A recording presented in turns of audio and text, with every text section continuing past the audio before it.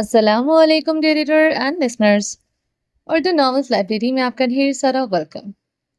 آج ہی میں آپ لوگوں کے لیے رمز جنون کی ایڈیشنل سینز لے کر آئی ہوں جو کہ الگ سے بعد میں دیے گئے تھے، اور کافی لوگوں نے ریکویسٹ کی کہ شہرام کی انٹری نہیں ہو رہی، ارحام کی انٹری نہیں ہو رہی، زاران کی انٹری نہیں ہو رہی رمز جنون میں، تو اب یہ ایڈیشنل سینز ہیں، ان میں سب جو کریکٹرز ہیں ان کے سینس وغیرہ ہوں گے، ٹھیک ہے۔ اور جو عشق ارحام ہے میں بار بار بتا چکی ہوں، وہ کسی اور رائٹر نے لکھا ہوا ہے، ورون نور آصف کا نہیں ہے، تو میں نے ان سے ریکویسٹ کی تھی جنہوں نے عشق ارحام لکھا ہے نا، تو میں نے ان سے ریکویسٹ کی تھی کہ آپ مجھے یہ ناول دے دیں، تو انہوں نے مجھے وہ ناول دیا تھا ریڈ کرنے کے لیے، ٹھیک ہے۔ اور کافی لوگوں نے ریکویسٹ بھی کی تھی کہ عشق ارحام ریڈ کر دیں، تو پھر میں نے وہ ریڈ کیا تھا، وہ الگ ہے اور یہ الگ ہے، ٹھیک ہے۔ اب یہ رمز جنون، رمز عشق کی سوری رمز عشق کے ایڈیشنل سینز ہیں، سین کا پارٹ 1 ہے، ٹھیک ہے۔ چلیں اسٹارٹ کرتے ہیں۔ ارحام خانزادہ سرسبز تنے ہوئے نقوش کے ساتھ گاڑی سے نکلتے تیزی سے پولیس اسٹیشن کی طرف بڑھ رہا تھا۔ وہ اس وقت ڈارک بلو پینٹ اور کے اوپر سفید شرٹ زیب تن کیے ہوئے تھا، جس کے آستین وہ کوہنیوں تک موڑے ہوئے تھا، جس کے اوپر بلو کلر کی ہی واسکوٹ پہنے ہوئے تھا۔ اس کا کسرتی بدن اس ڈریسنگ میں نمایاں ہوتے اس کی پرسنالٹی کی سحر انگیزی میں اضافہ کر رہا تھا۔ اس کی کلائیوں کی موٹی نیلی رگیں اجاگر ہو رہی تھی، یہی حال سر پہ سفید گردن کا تھا۔ وہ اپنے جبڑے بری طرح کھینچے ہوئے تھا۔ وہ اپنے قدموں کی بھاری دمک سے پولیس اسٹیشن کے احاطے میں داخل ہوتے ایس ایچ او کے دفتر داخل ہوا تھا۔ دروازہ کھلنے اور بھاری قدموں کی دمک پہچانتے کرسی پر بیٹھا نازک وجود شدت سے لرزا اٹھا تھا۔ وہ شاکنگ پنک کلر کی بے حد قیمتی یا دیدہ زیب پیروں تک چھوتی فراک میں ملبوس تھی۔ اس کی چاکلیٹی کمر سے بھی نیچے آتے بال کھلے تھے۔ وہ شاکنگ پنک کلر کے بڑے سے نیٹ کے دوپٹے پر خوبصورت ورک ہوا تھا۔ وہ دوپٹے کو اچھی طرح سر پر جمائے اپنے وجود اور اپنے چہرے کو چھپانے کی ناکام صحیح کر رہی تھی، جو اس دوپٹے میں چھپ نہیں رہا تھا۔ ان باروک قدموں کی دمک سے وہ نگاہیں جھکائے بری طرح کانپنے لگی تھی۔ وہ اسے بڑی سی چادر میں لپٹے بھی کسی غیر مرد کے سامنے برداشت نہیں کر سکتا تھا۔ وہ اس نیٹ کے دوپٹے میں پچھلے آدھے گھنٹے سے پولیس اسٹیشن میں موجود کتنے ہی مردوں کے سامنے سے گزرتی آئی تھی، اب ایس ایچ او کے آفس میں اس کے سامنے بیٹھی ہوئی تھی۔ اس کی بے پناہ خوبصورتی کی وجہ سے وہاں بیٹھا ایس ایچ او اسے کب سے گہری نگاہوں سے دیکھ رہا تھا۔ ارحام خانزادہ کے اندر انٹر ہونے پر کرسی سے کھڑے ہوتے جلدی سے اس کی طرف بڑھا۔ جواباً ارحام خانزادہ کی کاردار نگاہ کی تاب نہ لاتے اپنی یونیفارم کی شرٹ کے بٹن ٹھیک کرنے لگا۔ ارحام خانزادہ کی خون اترے نگاہ پور پر تھی جو کرسی پر بیٹھی تھی۔ اسے بے پردہ دیکھ کر ارحام خانزادہ کی آنکھوں میں لال ڈورے تیرنے لگے تھے۔ مٹھیاں سختی سے بھینچی تھی۔ ہمت کیسی ہوئی میری بیوی کو یہاں لانے کی؟ ارحام خانزادہ تیش و عالم سے اپنے سامنے کھڑے آفیسر کی آنکھوں میں دیکھتے گررایا۔ ارحام خانزادہ کی پر گراہٹ پور کرسی پر بری طرح اچھلتے ہوئے کھڑی ہوئی تھی۔ وہ اسے اس طرح ڈرتے دیکھتے جلدی سے اس کی طرف بڑھتے اسے اپنے نرم حصار میں لیتے اس پر غصیلی نگاہ ڈال گیا تھا۔ ارحام اس کے نرم حصار میں قید اس کی آنکھوں کی سرخی پر جی جان سے کانپتے ہوئے اسے شبنمی لہجے میں پکار اٹھی تھی۔ ارحام خانزادہ کی سرد برفیلی نگاہیں اس کے خوبصورت نقوش اور اس کے دوپٹے سے نظر آتے بالوں پر تھی، اور اس کی سرخ نگاہوں کا مرکز اپنے نقوش اور بالوں پر محسوس کرتے اپنے نیٹ کے دوپٹے میں اپنے چہرے کو ڈھانپنے کی کوشش کرنے لگی جو وہ پچھلے آدھے گھنٹے سے کر رہی تھی۔ سر، انہوں نے کرنل کی بیوی کی گاڑی کو ہٹ کیا جس کے باعث ان کو پیشانی اور آنکھ پر زخم آئے ہیں۔ معاملہ خراب ہو گیا تھا، اس لیے انہیں یہاں لانا پڑا۔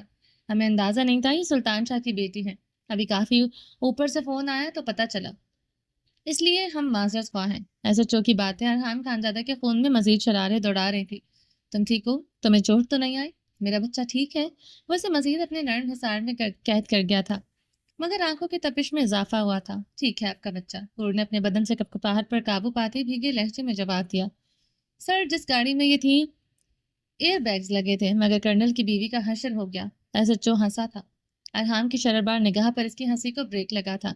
چلو، ارحام خانزادہ اس کی کلائی جکڑے اندر آفس سے باہر کی طرف بڑھا۔ ایسے چو کی گہری نگاہ ہور کی کمر پر بکھرے اس کے چاکلیٹی سلکی بالوں پر تھی۔ یکدم ارحام خانزادہ رکا تھا، اس کی سخت گرفت ہور کی کلائی پر نرم ہوتے چھوٹ گئی تھی۔ ہور نے حیرانگی سے سراسیمگی کی بھری نگاہوں سے ارحام کو دیکھا جو گہرے سانس لیتے خود پر قابو پا رہا تھا۔ دوسرے لمحے وہ ایسے چو کی طرف بڑھتے اس کے جبڑے پر پوری قوت سے مکہ مارتے اسے کالر سے جکڑتے ٹیبل پر پٹک گیا تھا۔ ہور کے بدن پر مزید لرزہ طاری ہوا تھا۔ یہ کیا بدتمیزی ہے؟ جانتے ہو تم نے آن ڈیوٹی آفیسر پر ہاتھ اٹھایا؟ وہ خود کو ارحام خانزادہ کی گرفت سے چھڑواتے ہوئے غرایا تھا۔ ارحام خانزادہ ٹیبل پر اسے لٹا اس پر مکمل جھکے اس کے کالروں سے جکڑے ہوئے تھا۔ میں تو جانتا ہوں تم آن ڈیوٹی ہو، مگر تم نہیں جانتے تم اپنی گندی نگاہوں سے گھور رہے تھے۔ وہ میرے لیے کیا ہے؟ تم پر ہاتھ اٹھانے کے جرم پہ مجھ پر پرچہ نہیں کر سکتا۔ صرف سلطان شاہ کے نہیں، میرے بھی بہت اوپر تک تعلقات ہیں۔ مگر میں اندر جاؤں گا تیری آنکھیں نکالنے کے بعد۔ جن آنکھوں سے تو نے میری بیوی کو دیکھا۔ ارحام خانزادہ ٹیبل پر پڑا پین اٹھاتے اس کی نب پولیس آفیسر کی آنکھوں کی طرف کر گیا تھا۔ پولیس آفیسر اپنی آنکھوں میں ہاف انچ کی دوری پر پین کی نوک دار نب دیکھتے خوفزدہ ہوا تھا۔ ارحام حور یہ دیکھتے جلدی سے ارحام کی طرف بڑھی تھی۔ ارحام کی گھوری پر وہ وہیں پر سٹل ہوئی تھی۔ ارحام خانزادہ اس ایس ایچ او کو چھوڑتے کھڑا ہوا تھا۔ ایس ایچ او کھڑے ہوتے گہرے سانس لیتے خود کو کمپوز کر رہا تھا۔ اگر تو سب کو بتائے گا کہ تجھ پر میں نے ہاتھ اٹھایا، میرا کچھ نہیں ہوگا، مگر تیرے لیے شرم کا مقام ہے۔ میں نے تیرے آفس میں کھڑے ہو کر تجھ پر ہاتھ اٹھایا۔ ارحام نے مسکراتے ہوئے اس کی شرٹ پر ناگردہ مٹی جھاڑی، اسی لیے اپنے بال ٹھیک کرتے مسکرا اور سب پر روب جھاڑ۔ آج تجھے اوپر سے کال آئی ہے، مگر آئندہ اپنی نگاہیں کسی بھی عورت پر گاڑنے سے پہلے یہ دھلائی یاد کر لینا۔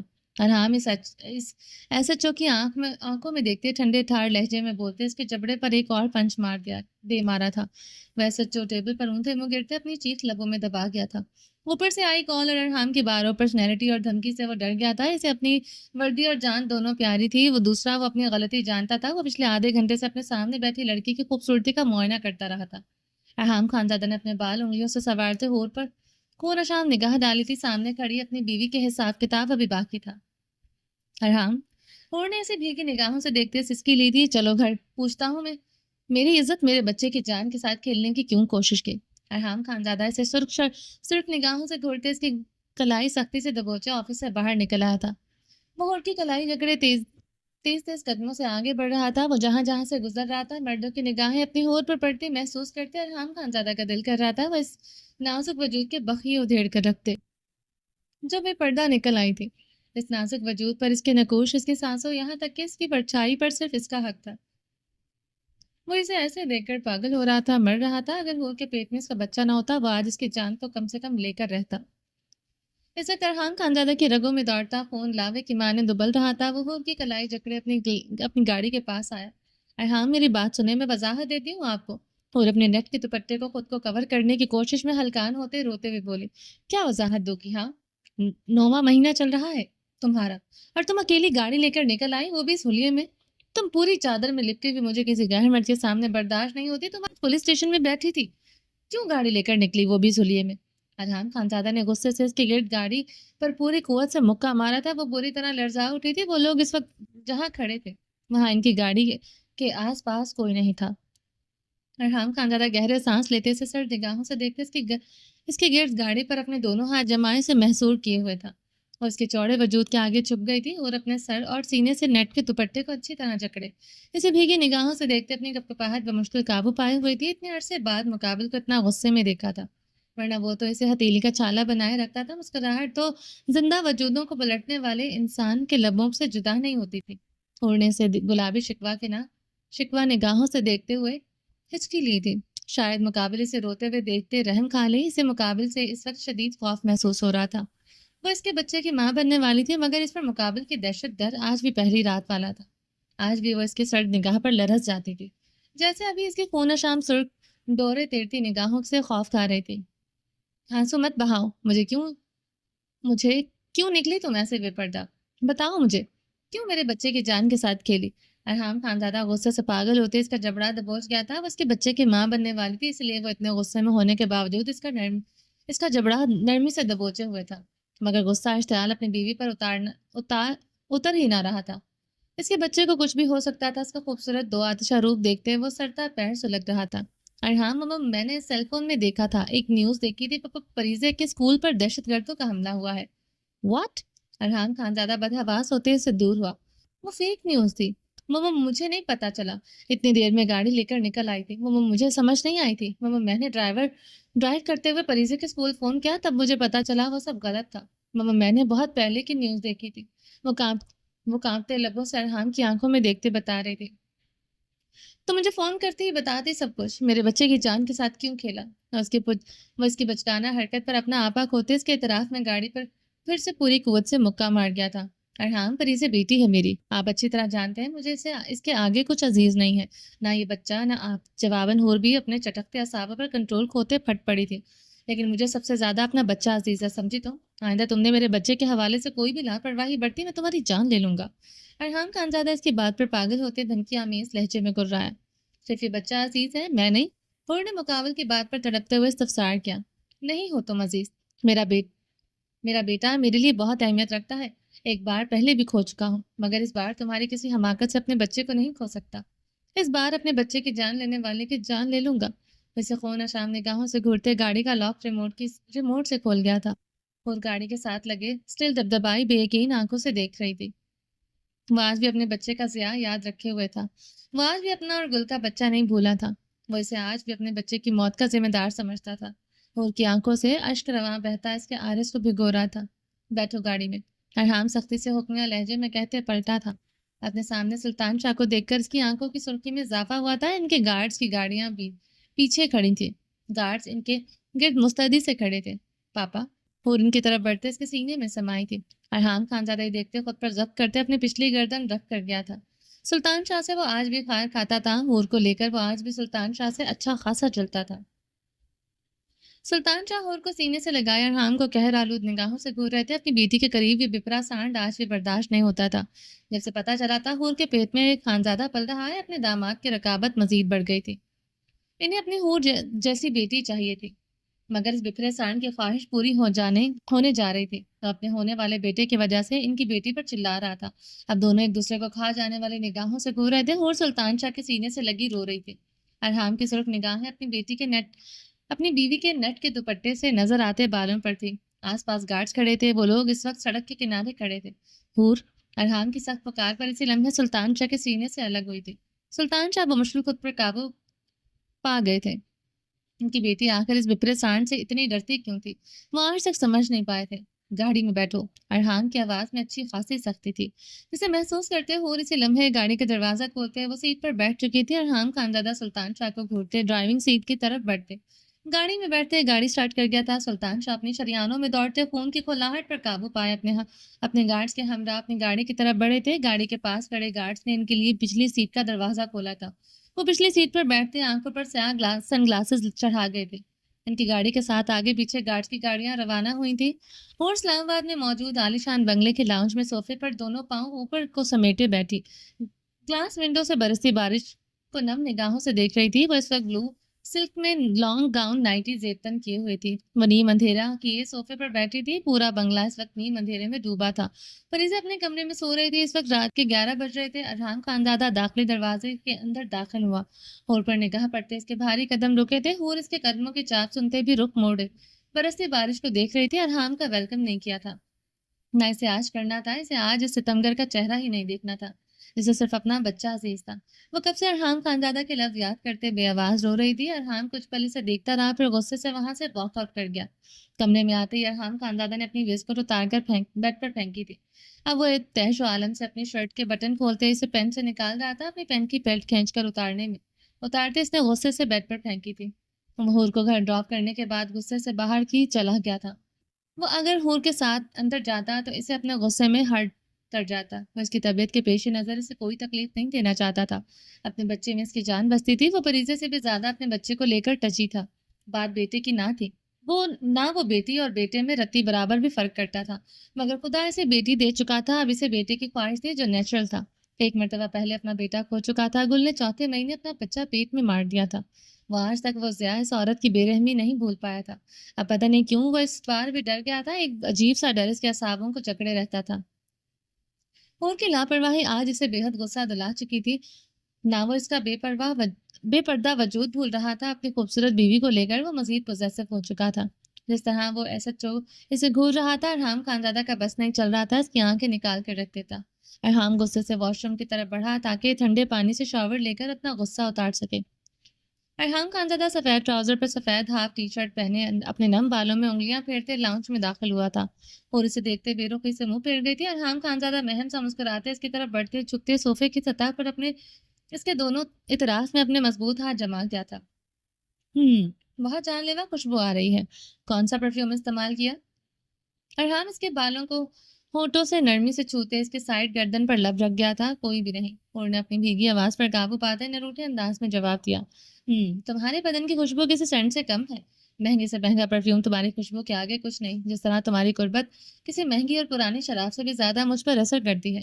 وہ گمبھیر آواز میں بولتے ہوئے اسے اپنی گود میں اٹھا گیا تھا اور اس کی شرٹ مٹھیوں میں جکڑے اسے بھیگی نہ روٹھی نگاہوں سے دیکھتے اپنا چہرہ موڑ گئی تھی اس کی ناراضگی پر ارحام کا بلند و بانگ کہکا گونجا تھا، میری خوبصورت بیوی کا نخرہ ابھی صرف ارحام خانزادہ ہی اٹھا سکتا ہے۔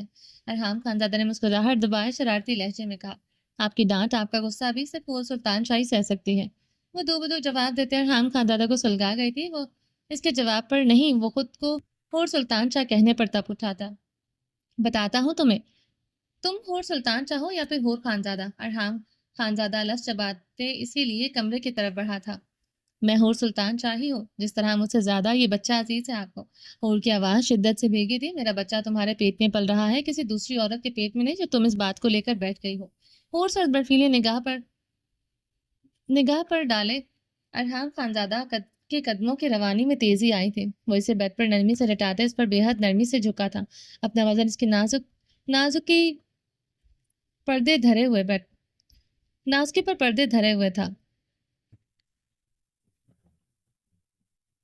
پیٹ پر ہلکا سا بھی وزن نہیں ڈالا تھا۔ ہور ارحام کی آنکھوں میں ایک نظریں جھکائے اس کے سینے پر انگلیاں پھیرنے لگی۔ بچہ نہیں، تم بھی عزیز ہو میرا بچہ۔ وہ اس کی ناک کی ٹپ پر لف رکھ گیا تھا۔ کہا تو یہی تھا کہ مجھ سے زیادہ بچہ عزیز ہے۔ ہور نے نروٹھی شکوا کی نگاہ ارحام پر ڈالی، تم نے بھی تو کہا تھا مجھ سے زیادہ پریزے عزیز ہے۔ ارحام نے مسکراہٹ دبائے جواب دیتے اس کے گلابی لبوں پر اپنے لب مسکے تھے۔ اپنی خوبصورت بیوی کا نروٹھا پن اسے بے حد بھاتا تھا۔ ابھی بھی اس کی ادائیں اس کا سینے میں دل شدت سے دھڑکائے ہوئے تھی۔ پریزے میری بیٹی ہے، سمجھے آپ؟ وہ اس کی آنکھوں میں دیکھتے شمیشہ کی طرح جتاتے ہوئے بولی تھی۔ تمہاری ہی بیٹی ہے، میں نے کب کہا میری ہے؟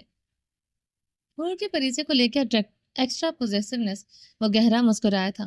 میں آپ کی طرح نہیں ہوں، بیٹے اور بیٹی میں فرق کروں۔ ہور کی بات پر ارحام خانزادہ کا چہرہ تیزی سے سرخ ہوا تھا، نقوش میں ناگواری جھلکی تھی۔ تم مجھے اب تک اتنا ہی سمجھ پائی ہو، اور ہور افسوس ہے مجھے۔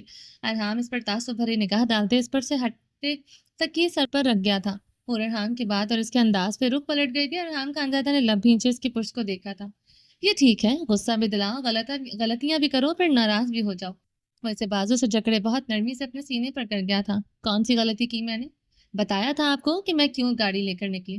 آپ کے لیے یہ چھوٹی بات تھی؟ ہور ارحام کی آنکھوں میں دیکھتے بولی۔ غلطی نہیں، گناہ کیا ہے تم نے ہور۔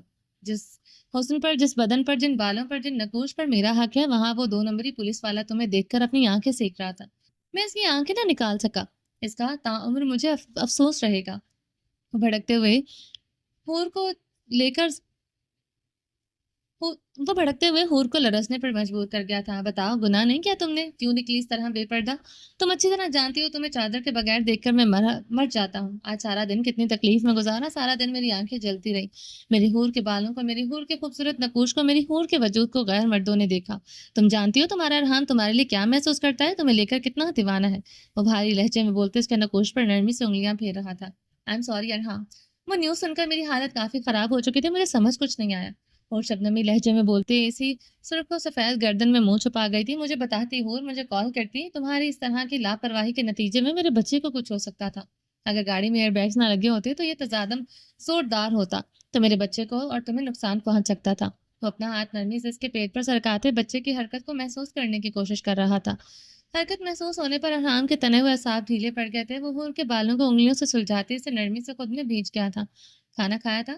ارحام نے اس کے بالوں پر لب رکھتے نرمی سے پوچھا۔ دل نہیں کر رہا تھا، مگر آپ کے غصے کی وجہ سے کھا لیا۔ اتنی دیر بھوکا رہتی آپ میری جان کو آ جاتے۔ ہور کی خفگی بھری آواز پر ارحام کا بلند و بانگ کہکا گونجا تھا۔ میری فرما بردار بیوی۔ وہ مسکراتے ہوئے رخ پلٹے اس پر حاوی ہوا۔ جان تو میں تب بھی تمہاری نکالوں گا جب میرا شیر دنیا میں آ جائے گا۔ ارحام خانزادہ اس کی نائٹی کی ڈوریاں کھولتے اس کا گاؤن نرمی سے کندھوں سے سرکاتے اس کے برہنہ شولڈرز پر جا بجا اپنے لب سرکانے لگا۔ جان تو آپ نے 9 مہینے نہیں نکالنا چھوڑی۔ اور اس کے لبوں کی پرواز گہرائیوں تک بڑھتے محسوس کرنے پر جھنجھلائی تھی۔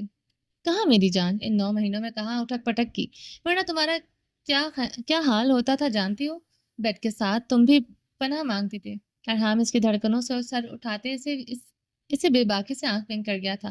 لیکن اس آخری منت میں تو میری جان چھوڑ دے۔ اور اس کے ہاتھوں کی بڑھتی بے باکیوں پر روحانسی ہوئی تھی۔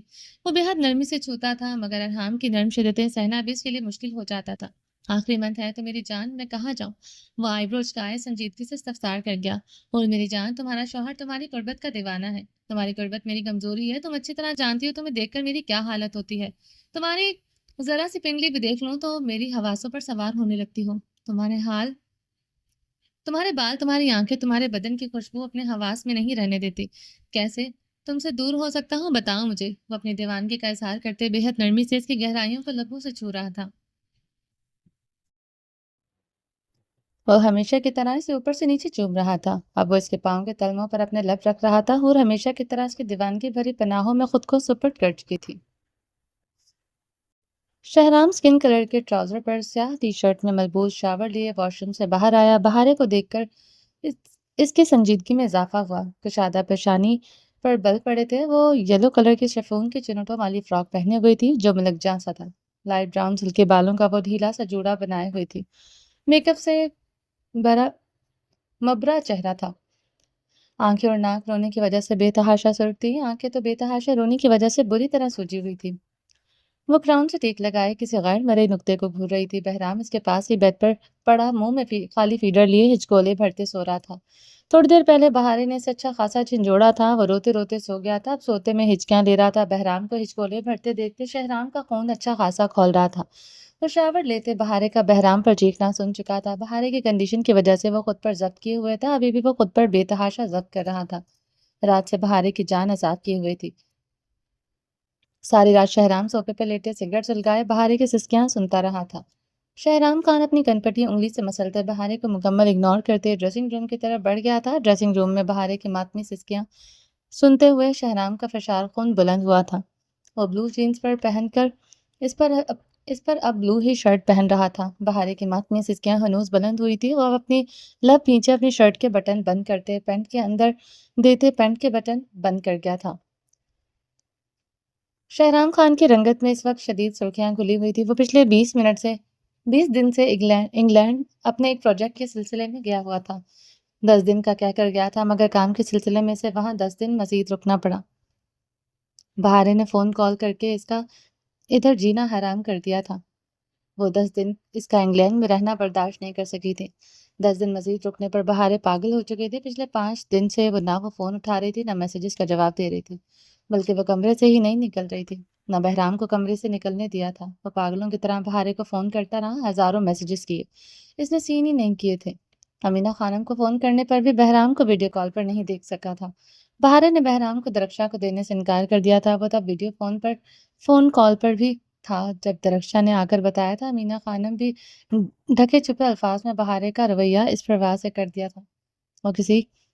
وہ کسی سے پچھلے 10 دنوں سے بات نہیں کر رہی تھی۔ مجبوراً وہ اپنا پروجیکٹ پر کام جلد از جلد کرتا آیا تھا۔ بہارے کی بے رخی، اس کی ناراضگی، بہرام کو سب سے دور رکھنا، یہ سب اسے دریائے غیر میں اسے پاگل کر چکا تھا۔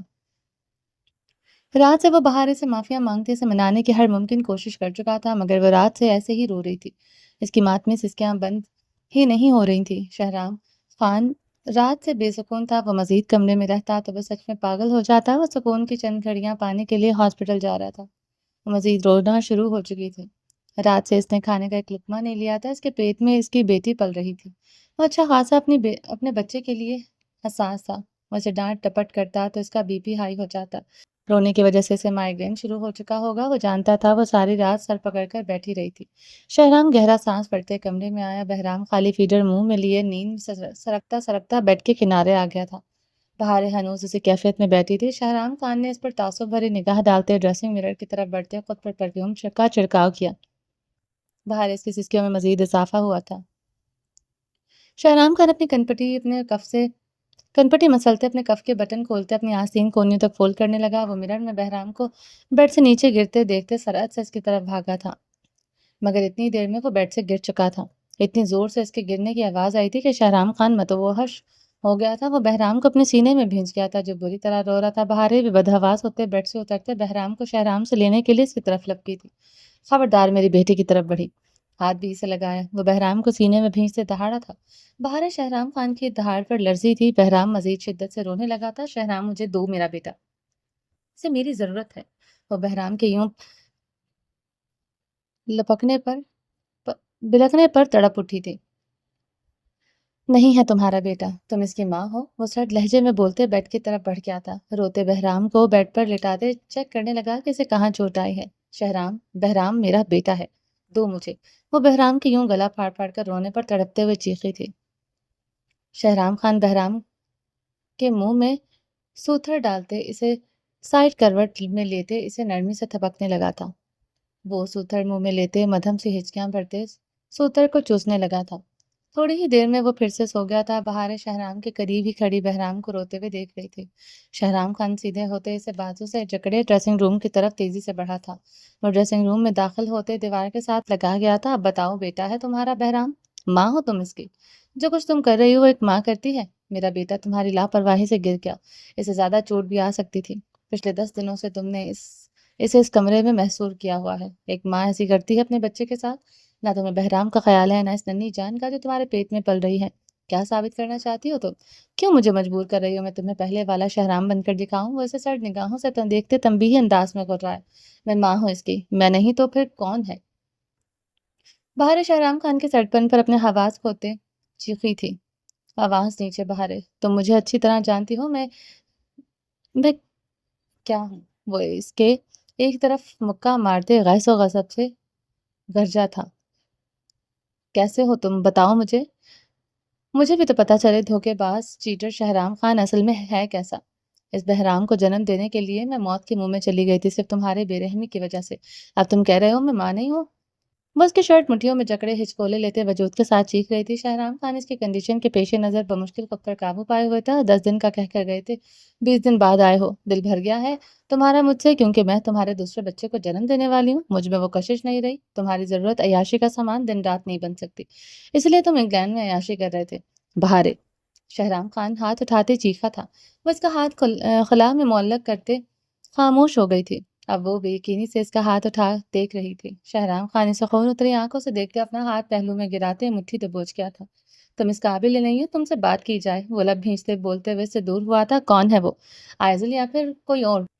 بہاریں اس کی شرٹ مٹھیوں میں جکڑے تڑپتے ہوئے بولی تھی۔ یو آر سک بہاریں۔ شہرام خان اس کی کپ کپاتی مٹھیوں سے اپنی شرٹ چھڑوا کیا تھا۔ بہاریں کو یکدم بری طرح چکر آیا تھا۔ وہ اپنے چکراتے سر کو دونوں ہاتھوں سے جکڑ گئی تھی۔ شہرام خان یہ دیکھتے جلدی سے اسے کمر سے تھامے اپنے قریب کر گیا تھا۔ چھوڑو مجھے تمہاری باہیں نہیں چاہیے، مجھے تم نہیں چاہیے ہو۔ بہاریں نے سسکتے ہوئے اسے خود سے دور کرنا چاہا۔ وہ اس کی کمر پر نرمی سے ہاتھ لپیٹتے ہوئے اسے نرمی سے خود میں بھینچنے لگا تھا۔ کیوں نہیں آئے 10 دن بعد؟ کیوں لگائے اتنے دن ادھر؟ بہاریں اس کے سینے سے سر اٹھاتے اس کی شرٹ کے کالر دونوں ہاتھوں سے جکڑتے لبوں سے سوال کر گئی تھی۔ شہرام خان سرد سانس کھینچتے ہوئے اس کا چہرہ بے حد نرمی سے اپنے ہاتھوں کے پیالے میں بھر گیا تھا۔ 10 دن میرا ادھر انگلینڈ میں رہنا اتنا بڑا گناہ تھا کہ مجھ پر اتنے بڑا الزام لگاؤ۔ شہرام خان کے سوال پر وہ سر نفی میں ہلا گئی تھی۔ مجھ پر اتنا گھٹیا الزام کیوں لگایا؟ شہرام خان نے سنجیدگی سے استفسار کیا۔ پہلے 10 دن میں تم نے مجھے کتنی بار کال کی؟ کتنی بار بہرام کو ویڈیو کال پر دیکھنے کی چاہ کی؟ بتاؤ۔ صرف غلطی کی چند کالز اور 10-12 میسیجز، اور پھر 10 دن مزید وہاں ٹھہر گئے۔ مجھے 2 دن بعد بتایا کہ تمہیں وہاں مزید دن لگیں گے۔ بتاؤ مجھے اس حالت میں کیا سوچتی؟ غلط نہ سوچتی؟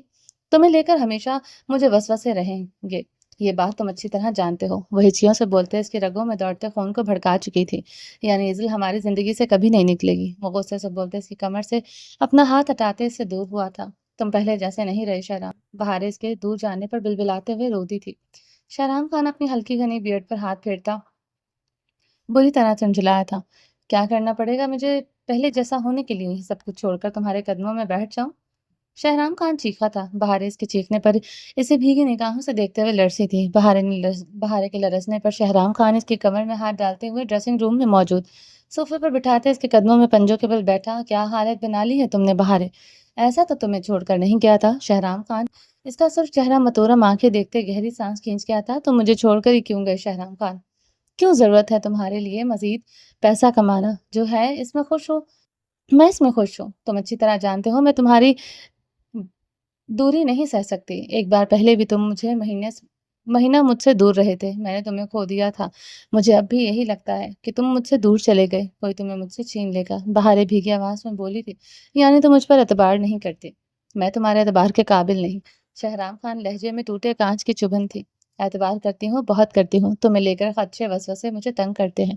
مورے ہمیشہ کہتی تھی تمہارا شوہر بہت اونچا آدمی ہے، پھر خوبصورت بھی ہے، اسے کبھی خود سے دور نہ کرو، اسے اپنی اداؤں میں اپنی مٹھی میں رکھو، ورنہ مرد کا کوئی بھروسہ نہیں ہوتا، وہ کسی دوسری عورت کی زلفوں کا اسیر ہو جائے۔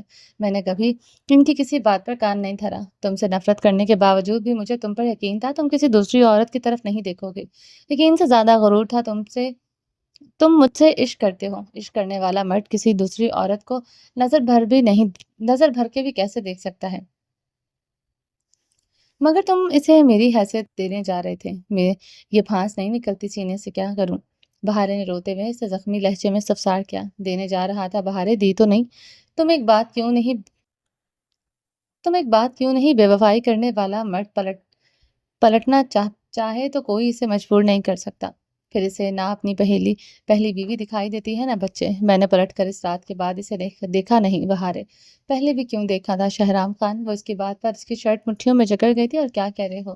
مرد بے وفائی کرنے پہ آ جائے تو کوئی اسے روک نہیں سکتا۔ تو ایک بات یاد رکھنا، تم نے ایسا ویسا کچھ کیا، کچھ بھی سوچا اس بارے میں پسٹل کی گولیاں تمہارے سینے میں اتار دوں گی۔ بہارے خان نام ہے میرا، اربت خان کی بیٹی اور شہرام خان کی بیوی ہوں۔ تمہارا وہ حال کروں گی تم سوچ نہیں سکتے۔ وہ اس کی شرٹ مٹھیوں میں جکڑے گھٹرائی تھی، ابھی بھی کم برا حال نہیں کیا۔ وہ اپنی شرٹ اس کی مٹھیوں سے چھڑواتے زیر لب بڑبڑایا تھا۔ کیا کہہ رہے ہو شہرام خان؟ بہار اس کی بڑبڑاہٹ پر روحاں سے ہوئی تھی۔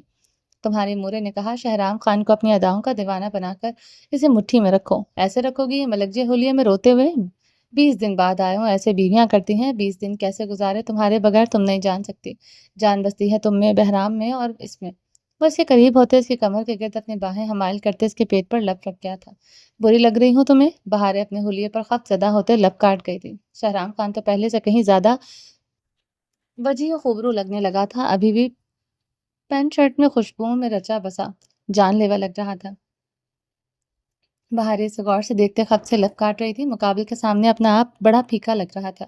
شہرام خان اس کے چہرے اس کے اتار چڑھاؤ پڑتے بلند و بانگ کہکا لگا گیا تھا۔ میری بہارے تم کتنی خوبصورت اور کتنی مجھے لگتی ہو، میں تمہیں کیسے بتاؤں؟ وہ اسے نرمی سے صوفے پر لٹاتے اس پر گھٹا بن کر چایا تھا۔ بہار اس کی شرٹ کے بٹنوں سے کھیلتی اس کے گال پر ہاتھ جماتے اسے گھنی تراشیدہ مونچھوں کو چھو گئی تھی۔ 20 دن بعد اسے دیکھ رہی تھی، دل کی دھڑکنیں اب بری طرح منتشر ہوئی تھی۔ جانتی ہو مجھے تمہاری کتنی طلب ہے، کتنی پیاس ہے، رات سے تڑپ رہا ہوں تمہارے پاس آنے کے لیے۔ وہ مخمور آواز میں بولتے اس کی فراک کے اگلے بٹن کھولتے اس کی کمر پر لگی زپ نیچے کھسکاتے ہوئے اس کے بدن کے ہر پردے کو ریموو کر گیا تھا۔ بہار اس کے نیچے دبی سرخ ہوتے لرزنے لگی تھی، رات سے کچھ نہیں کھایا تھا، مقابل کی جان لیوا شدتوں کا سوچتے ہی وہ لرزنے لگی تھی۔ وہ دیوانگی کے عالم میں اس کے نقوش کو اپنے لبوں سے سلگاتے اس کی گردن کو داغدار کر رہا تھا۔ بہار اس کی دیوانگی محسوس کرتے رو دی تھی، وہ بہت بےتابی سے اسے چھو رہا تھا۔ بے حد محبت کرتا ہوں تم سے، اپنی جان سے زیادہ محبت کرتا ہوں میری بہارے، قسم لے لو مجھ سے، میں نے ان 20 دنوں میں تمہارے علاوہ اپنے متعلق سوچا بھی ہو۔ تمہیں کچھ نہیں چاہیے مگر میں اپنے بہرام اور بیٹی کو اس سے بھی بہتر زندگی دینا چاہتا ہوں، مگر تم جو چاہو گی وہی ہوگا۔ اگر میرا کام کرنا نہیں پسند میں نہیں کروں گا۔ وہ دیوانگی کے عالم میں اس کی بیلی بٹن پر جھکے اب بے حد نرمی سے چوم رہا تھا۔ بہار اس کی دیوانگی بھرے پرتبش لبوں کی تاب نہ لاتے سے سکتے ہوئے آنکھیں میچ گئی تھی۔ اس کے پیٹ کو نرمی سے چومتے ہوئے اپنے بدن کا ہر پردہ ریموو کرتے اس میں سماتے اپنی نرم گرم شدتیں ڈھانے لگا تھا۔ شہرام خان اس وقت سیاہ رنگ کی پینٹ پر وائٹ سیلف لائننگ شرٹ پہنے ہوئے تھا، جس پر سیاہ سلیو لیس شرٹ پہنے ہوئے تھا۔ وہ سلیب کے آگے بہارے کو محصور کیے اس کے منہ میں پراٹھے اور آملیٹ چھوٹے چھوٹے لقمے ڈال رہا تھا۔ وہ شہرام کو سرخ گلاب کے ساتھ دیکھتے ہوئے اس کے ہاتھوں سے لقمے کھا رہی تھی۔ اس طرح خیال رکھتا تھا اس کا 20 دن میں تو وہ پاگل ہو گئی تھی شہرام خان کے بغیر۔ وہ اس بار بھی پریگنینسی میں اپنے ہاتھوں سے کھانا بھول گئی تھی۔ بہرام کی مرتبہ میں بھی اب وہی اسے اپنے ہاتھوں سے کھانا کھلاتا تھا۔ وہ اس پر شک نہیں کرتی تھی، نہ وہ اس کے لیے بے اعتبار تھا، وہ صرف اسے لے کر ڈرتی تھی۔ وہ اتنے عالیشان مرد کو لے کر پوزیسو تھی، وہ پھانس نہیں نکلتی تھی کوئی دوسری عورت اس سے دور نہ کرتی۔ وہ 20 دن اس سے دور رہا تھا، وہ کسی اور عورت کے پاس تھا یہ خیال نہیں آیا، مگر اس کا شہرام خان اس کے بغیر رہا ہے کیوں، یہ سوچیں اسے تکلیف دیتی تھی۔ اگر مقابل کے بغیر ایک پل نہیں رہ سکتی تھی تو مقابل کیوں رہا؟ وہ اس سے دوری سہن نہیں کر پائی تھی۔ وہ اس وقت اس کی فیورٹ سیاہ رنگ کی فراک میں ملبوس تھی، گیلے الجھے بال اس کی پشت پر بکھرے تھے۔ فراک پر وہ سیاہ ویلوٹ کی شال خود پر لپیٹے ہوئے تھی۔ بہارے کا وزن اس بار بھی نہیں بڑھا تھا۔ دوسرا وہ اپنا بے حد خیال رکھتی تھی، اچھی ڈائٹ اور یوگا کرتی تھی، اپنا خیال بھی وہ مقابل کی وجہ سے کرتی تھی۔ اسے ہمیشہ اپنا رکھنے کے لیے وہ کچھ بھی کر سکتی تھی۔ وہ بھیگی سی مہکی سی گرم گرم کچن میں کھڑی تھی۔ دونوں نے اکٹھے شاور لیا تھا، پچھلے 10 دنوں سے بال نہیں سلجھائے تھے۔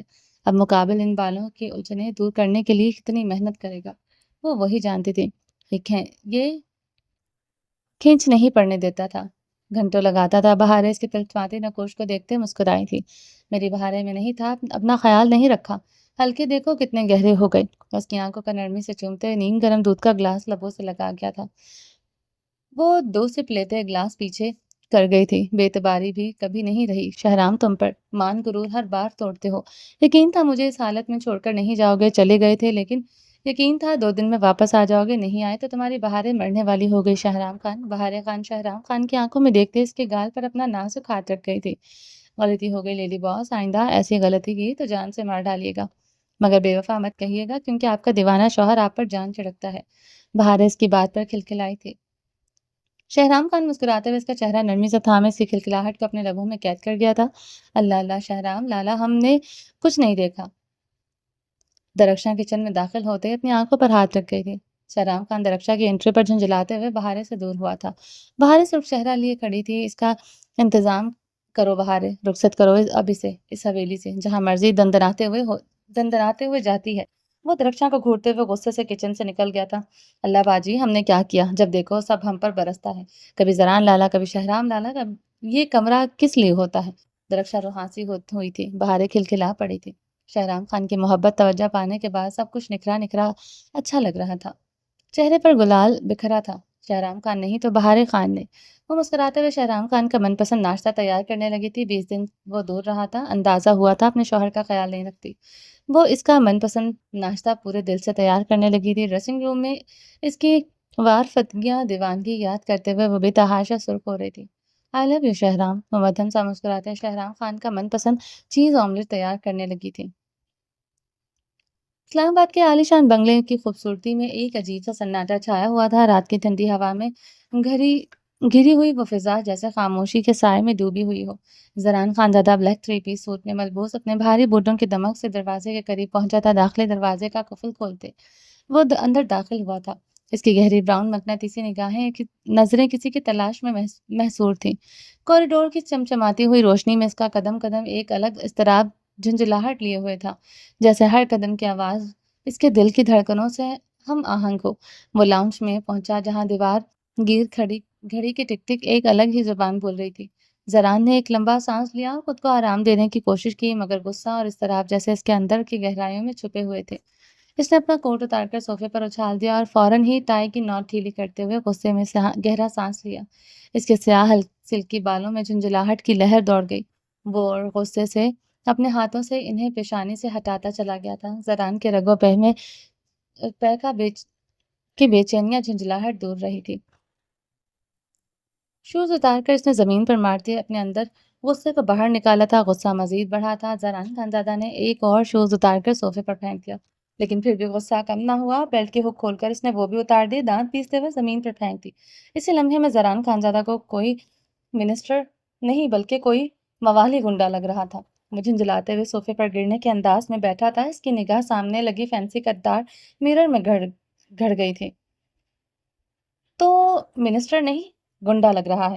اس نے مرر میں اپنے عکس کو جھنجھلاتے ہوئے دیکھا۔ یہ پتہ نہیں لوگ شادی کیوں کرتے ہیں، اگر کرتے ہیں تو لڑکی سے کیوں کرتے ہیں؟ وہ اپنی دونوں ٹانگوں کو کھول کر بیٹھتے ہوئے تھوڑا سا آگے جھکے فینسی مرر میں خود کو دیکھ رہا تھا۔ اپنی ہی بات پر وہ مزید جھنجھلایا سا تھا۔ یہ بھی کوئی سوال تھا؟ بھلا شادی لڑکی سے کیوں کرتے ہیں؟ تیرا سوال یہ ہونا چاہیے تھا کہ تو نے ایک پاگل سائیکو عورت سے محبت کیوں کی؟ محبت کر ہی لی تھی، نکاح کیوں کر لیا؟ نکاح کر ہی لیا تھا، بچہ کیوں پیدا کیا؟ وہ مرر میں دیکھتے دانت پیستے اونچی آواز میں مخاطب تھا۔ تیرا کچھ نہیں ہو سکتا زران، اب ساری عمر ایسے ہی گزرے گی۔ وہ خود کو سکون میں رہے یا نہ رہے، تجھے سکون میں نہیں رہنے دے گی۔ اسے نکاح میں لینے کے بعد 3 مہینے کواروں کی طرح رہا۔ اس کا الزام بھی کس پر آیا؟ مجھ پر، یعنی مجھ غریب پر جو سہاگرات منانے کے لیے مرا جا رہا تھا۔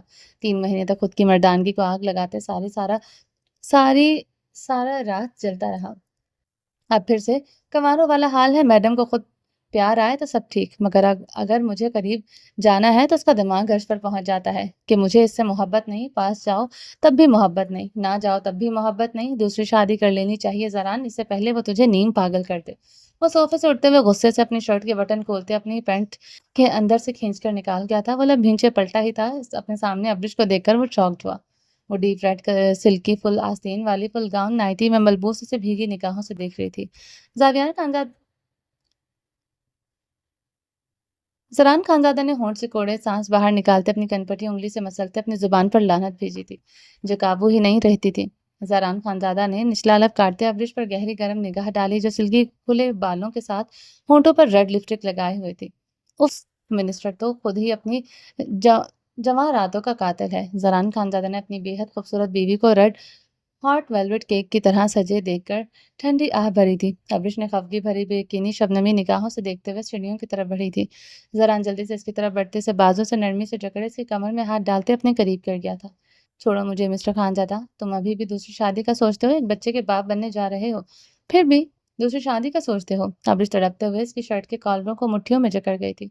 कसम ले लो बीवी, एक शादी करके पछता रहा हूँ। मुझे पूरी दुनिया की मिनिस्ट्री भी मिल जाए, मैं दूसरी शादी कभी ना करूँ। सड़क का फ़कीर बन जाऊँ मगर मेरी तौबा बीवी, मैं दूसरी शादी का सोचूँ भी। ज़रान खानज़ादा अब्रिश के सुर्ख होंठों को गहरी गर्म निगाहों से फ़ोकस किए हुए सर नफ़ी में हिला गया था।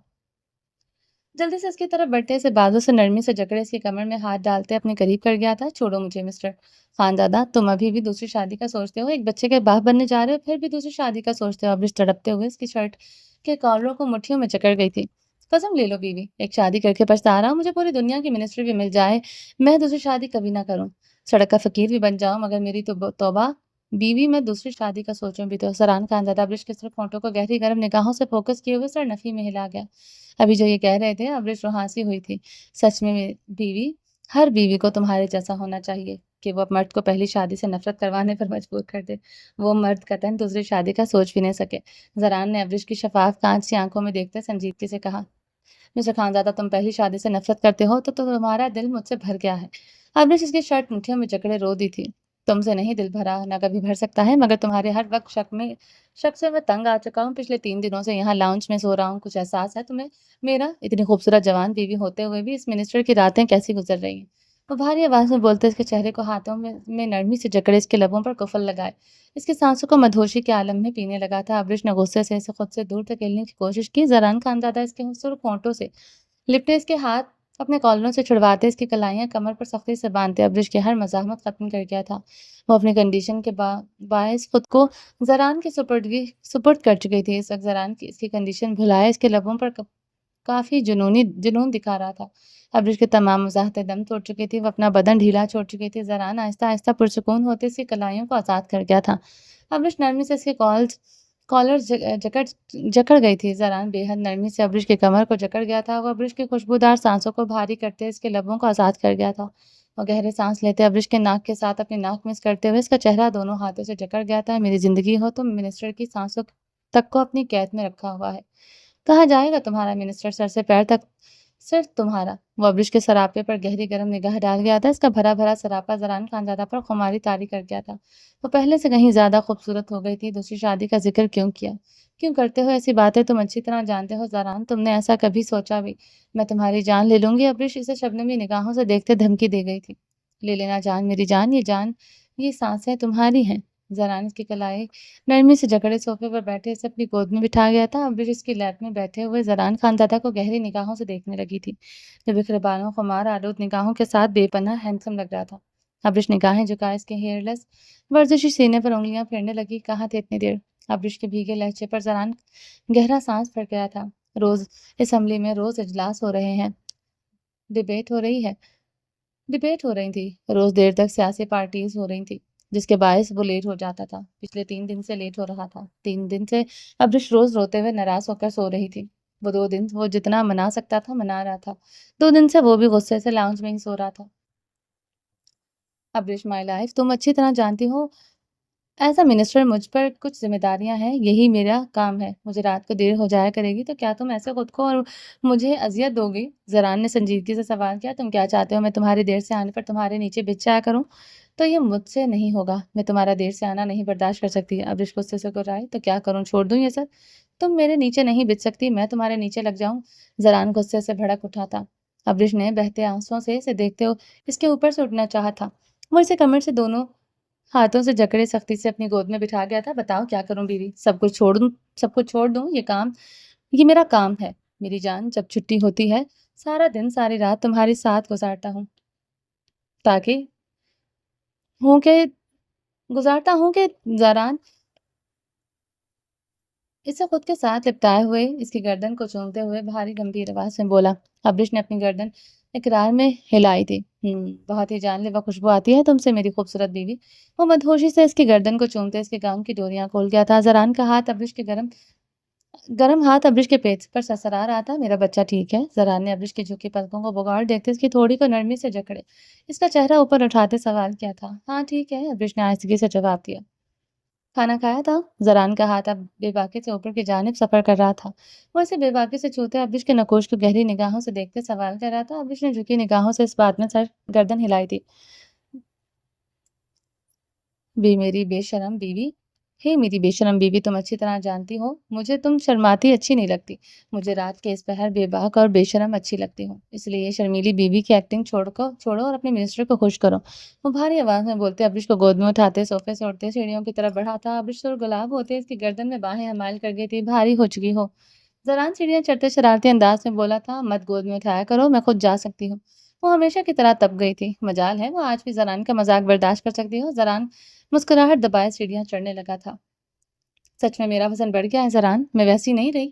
ابریش کی روحانسی آواز پر زران نے سرد آہ بھری تھی۔ پریگننسی کے 8ویں مہینے میں ابریش تم ڈول تو لگ نہیں سکتی۔ ظاہر ہے تمہارا وزن تو بڑھے گا۔ زران دانت پیستے تیزی سے فرسٹ فلور میں داخل ہوتے اپنے کمرے کی طرف بڑھا تھا۔ کمرے میں داخل ہوتے ابریش کو بیڈ پر نرمی سے لٹاتے جلدی سے اپنے شرٹ اتارتے۔ ابریش پر حاوی ہوتے خود پر اچھی طرح کمبل اوڑھا گیا تھا۔ اس کے گرم ہاتھ تیزی سے حرکت کرتے ابریش کے بدن کو تمام پردوں سے آزاد کر گئے تھے۔ وہ خود کو بھی ہر پردے سے آزاد کرتے ابریش کے لبوں پر جھکے ابریش پر اپنی شدتیں ڈھانے لگا تھا۔ عابر آتشی گلابی رنگ کی ایک خوبصورت فراک میں ملبوس تھی جو کہ دھاگے کی نفیس کڑھائی سے سجی ہوئی تھی۔ اس کے جسم پر وہ فراک بہت خوبصورتی سے جچ رہی تھی اور وہ آتشی گلابی شال جس کے بارڈر پر دلکش دھاگے کا ورک تھا ایک شانے پر ڈال رکھی تھی۔ اس کی زلفیں سادہ مگر دلکش انداز میں فرنچ سٹائل میں بنی ہوئی تھی اور وہ سنہری بالوں کی ڈھیلی سی چٹیا میں گہری دلکشی پیدا کر رہی تھی۔ وہ اپنے سراپے کی جھلک خود مرر میں دیکھ رہی تھی اور ہاتھ کی ہلکی سی جنبش سے اپنے بڑھے ہوئے پیٹ پر رکھ کر سوچوں میں بری طرح غرق تھی۔ اس کے نازک جسم پر واضح طور پر اس کے حمل کی علامتیں نمایاں ہو رہی تھیں، خاص طور پر اس کا ابھرا ہوا پیٹ جو چادر یا فراک کے نیچے بھی دکھتا تھا۔ بہارے ابریش کا وزن بالکل نہیں بڑھا تھا۔ پیٹ بھی چٹلا دار ڈھالے فراکس اور چادروں کے نیچے چھپ جاتا تھا، مگر اس کا پیٹ فراک اور چادر کے نیچے بھی دکھتا تھا۔ مگر عابر کے جسم کی بناوٹ اور وزن میں واضح فرق آ چکا تھا۔ وہ مرر میں اپنے سراپے کو دیکھتے اپنے پیٹ پر ہاتھ رکھے ہوئے تھی۔ اسفندیار سفید ٹراؤزر پر off white half sleeve T shirt پہنے ہوئے اس کے براؤن بالوں سے پانی ٹپکتے اس کا چہرہ نم کیے ہوئے تھا۔ واش روم سے نکلتے یا عابر پر نگاہ پڑتے اسفند کے جوان جذبوں میں طغیانی مچی تھی۔ جاچی گلابی سوٹ میں اسفند کا دل زوروں سے دھڑکا گئی تھی۔ ان 9 مہینوں عابر اسے بہت کم پاس آنے دیتی تھی۔ وہ پاس جاتا تھا تو وہ قربت کے لمحات میں شدید رونا شروع ہو جاتی تھی یا پھر اسے انزائٹی ہونا شروع ہو جاتی تھی۔ اپنی بیٹیوں کی وجہ سے وہ عابر کا رویہ بمشکل ہی برداشت کر رہا تھا۔ مرد تھا، عابر سے دوری اسے برداشت نہیں ہوتی تھی۔ وہ اپنے جوان جذبوں کو تھپک تھپک کر سلانے میں ناکام ہو جاتا تھا۔ دوسرا، وہ اپنی ہونے والی بیٹیوں کو لے کر اتنا حساس تھا کہ وہ اس پیریڈ میں عابر کا سایہ بن کر رہا تھا۔ کوئی بزنس، کوئی پروجیکٹ نہیں پکڑا تھا۔ وہ عابر سے کہیں زیادہ اپنی جڑواں بیٹیوں کے لیے پریشان تھا، مگر ان گزرے ماہ میں وہ جھنجھلا کر رہ گیا تھا۔ عابر کے موڈ سوئنگز، دن رات روتے رہنا کبھی کبھی اس کے حواس بھاری کر دیتا تھا، مگر ان گزرے ماہ میں وہ کبھی عابر پر بھڑکا نہیں تھا۔ مگر مرد تھا، پہلو میں اتنا خوبصورت بیوی موجود ہوتی جس سے وہ عشق بھی دیوانوں کی طرح کرتا تھا، اس کے بغیر رہنا وہ دوبھر ہو جاتا تھا۔ وہ واش روم یا ٹیرس میں سگریٹ پیتے اپنے جوان جذبوں کو سلانے کی کوشش میں ہلکان ہوتا رہتا تھا۔